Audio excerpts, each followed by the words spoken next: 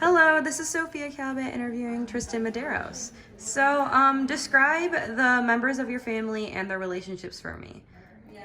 So, my family is kind of separated. My dad's side of the family usually sticks to himself, and my mom's side of the family sticks to themselves. So, I grew up in like a divided family. My dad and his mom are really close because they're both from Portugal and moved over here and moved to Florida. And then my grandma and grandpa on my mother's side of my family is very close, and they have four kids, and that whole family is pretty close as well. All right. Where has your family lived, and did you guys always live together? So I grew up in Florida, but before that, my grandma and grandpa on my dad's side lived in Portugal and moved to Rhode Island, and then eventually came to Florida, where they had my dad and his sister, and then my dad met my mom in Florida.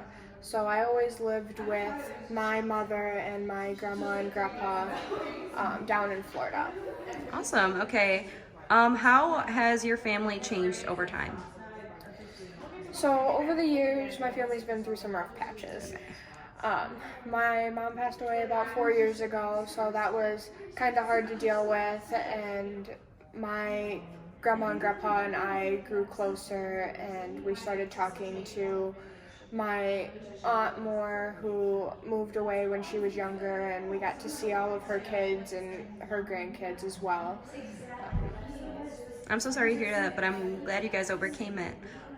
What important experiences has your family shared?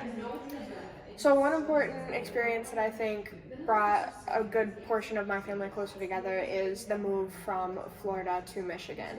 So I moved away from my dad because he still lives in Florida, but we talk more than we used to, and I still go down to see him every year. And then moving up here, we became closer to my aunt and her kids and her grandkids. So it's really nice to be able to see that whole portion of the family who I never really grew up with because they were never around. Awesome. Thank you so much, Tristan. You're welcome.